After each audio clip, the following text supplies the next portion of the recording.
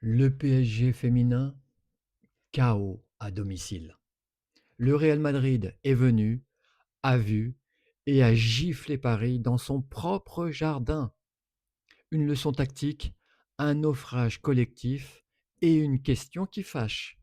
Paolo César est-il vraiment l'homme de la situation pour ce navire en perdition? Allez, on débriefe sans filtre cette nouvelle désillusion parisienne. Allez, on en vient maintenant au schéma tactique. On démarre par le PSG. Paulo César opte pour un 4-3-3 compact qui peut se transformer en 3-5-2 en phase offensive.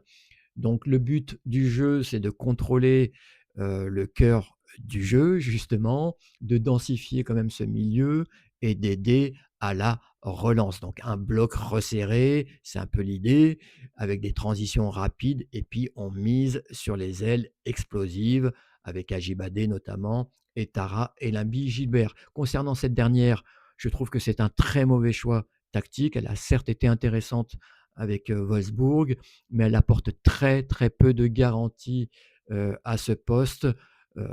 Voilà, dans les matchs de très, très haut niveau. Et je suis persuadé que Paulo César, s'il reste toujours en place, ça c'est une chose aussi qu'il faudra soulever, euh, je suis persuadé qu'il sera contraint de la faire reculer d'un cran. Elle a été formatée donc pour être latérale gauche. C'est là qu'elle est bien sûr la meilleure, même si ça veut dire pour l'international être reléguée au second plan avec l'arrivée d'Olga Carmona. Il y a une autre surprise contestable, c'est la titularisation de la jeune Diakité qui a à peine 17 ans, au cœur du dispositif, donc en numéro 6 devant la défense.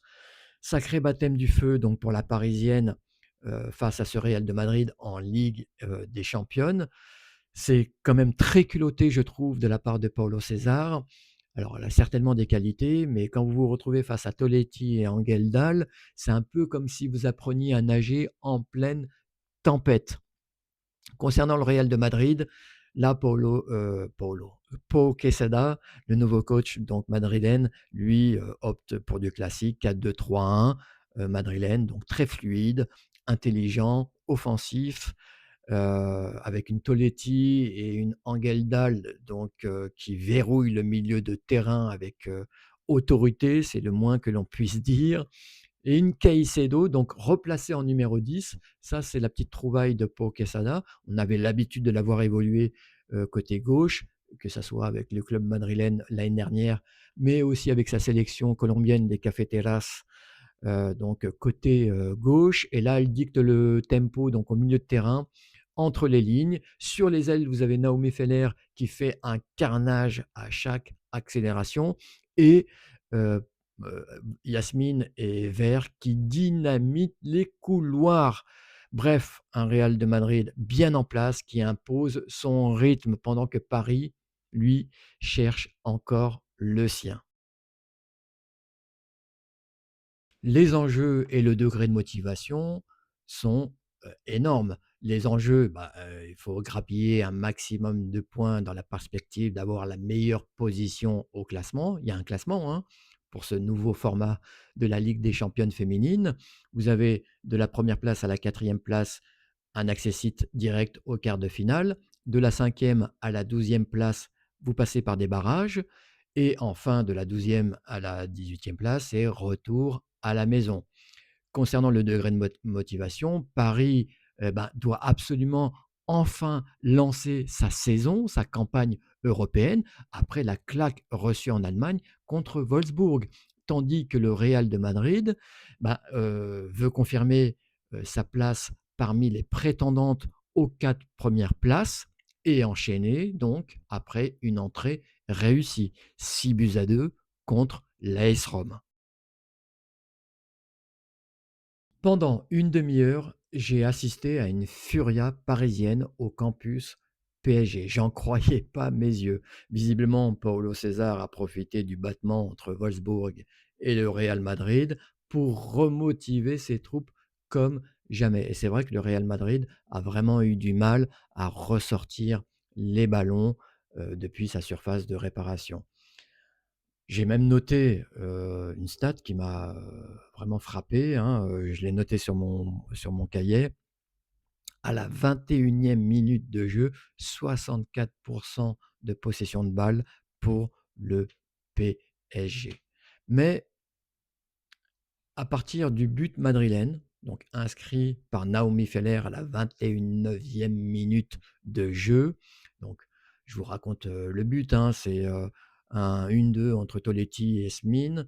Yasmine qui ensuite déborde Elisa de Almeida sur le côté gauche, fait un superbe centre pour Naomi Feller qui devance Mbok, pas très fringante dans ce match, pour inscrire le but madrilène et mettre l'équipe espagnole dans les meilleures conditions. Donc à partir de ce but, tout a changé. Les clés du match ont changé de main.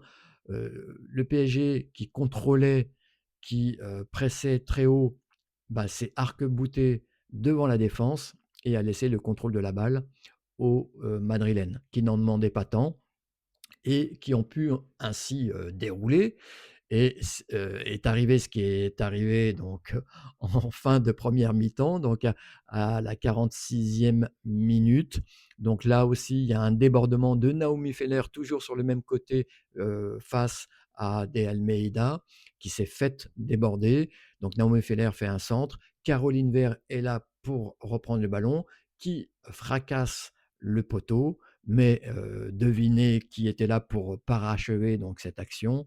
Alba Redondo en renarde des surfaces, telle qu'elle est, et qui marque ce second but qui enterre un peu plus le PSG. Le PSG donc revient en deuxième mi-temps en tentant de hausser un peu le rythme, mais manque de précision dans les transmissions et de justesse dans les derniers gestes. Bon, il y a quand même à la 58e minute donc ce but de Hajibadé avec ce centre de Karchaoui et la défense madrilène, une fois n'est pas coutume, qui manque de vigilance, et donc Ajibade, la Nigériane, qui peut terminer au second poteau. Donc le PSG pousse, multiplie les tentatives, mais sans réussite. Et le Real gère la fin du match, verrouille les initiatives et s'impose donc 2 buts à 1 à l'extérieur. Donc les stats notables sur ce match, c'est 56% de possession de balle pour les Madrilènes. Rappelez-vous de ce que je vous avais dit, à la 21e minute, 64% de possession de balle pour le PSG. Donc il y a un vrai tournant avec ce but de Naomi Feller. Et donc le Real de Madrid donc, termine avec 56% de possession de balle, 5 tirs cadrés à 3, 529 passes réussies, donc contre 399 pour le PSG. Voilà ce qu'on peut noter donc concernant ce match. Madrid a fait preuve de maestria, d'efficacité, et Paris a manqué quand même de tranchant, notamment dans les 30 derniers mètres. Le scénario typique d'une équipe qui doit confirmer, qui est en plein doute. Allez, on en vient aux notes, le moment que vous attendez tous, et on commence par le PSG. Et là, sincèrement, j'ai sorti la sulfateuse, hein, je ne pouvais pas faire autrement. J'ai mis la note de 3 sur 10 à une grappe de joueuses. Je commence par les Parisiennes, pur jus, celles qui ont été formées au club, Tiniba Samoura et Tara Elimbi-Gibert. Je vais mettre de côté quand même pour ce match Diakité qui a été totalement fantomatique, transparente, mais faute au coach, hein, de l'avoir titularisé comme ça dans une équipe en plein doute. Mais pour les deux Parisiennes citées, les deux néo-internationales, si je puis dire, pour moi, elles n'ont pas le niveau élite. Elles sont certes très jeunes, mais elles offrent, parce que le foot de haut niveau n'attend pas, elles offrent en ce moment très peu de garanties. Elles font beaucoup de fautes, ne sont pas à la hauteur, tout simplement.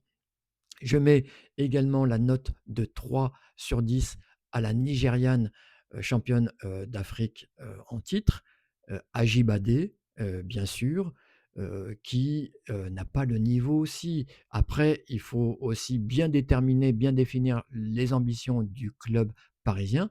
Selon moi, Paris devrait être tout là-haut, là-haut, au sommet du foot féminin.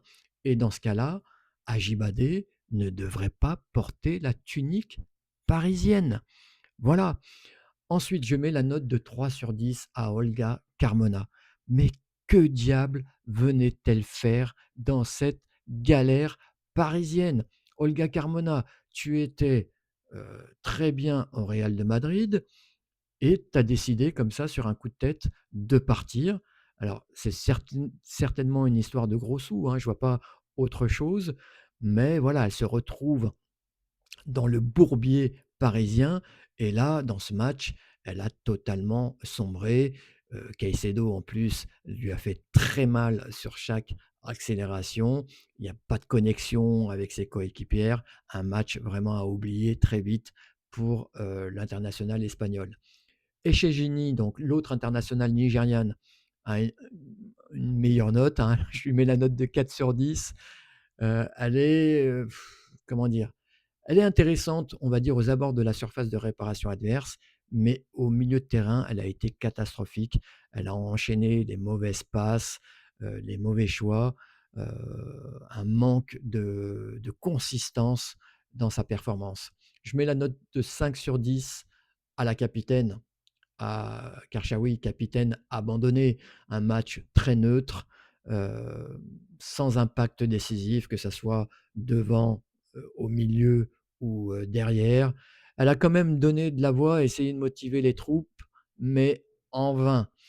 Enfin, Kanjinga, je mets la note de 6 sur 10, la meilleure joueuse côté parisienne. Elle s'est beaucoup démenée, a beaucoup tenté sur le front de l'attaque. Il y avait une vraie belle volonté.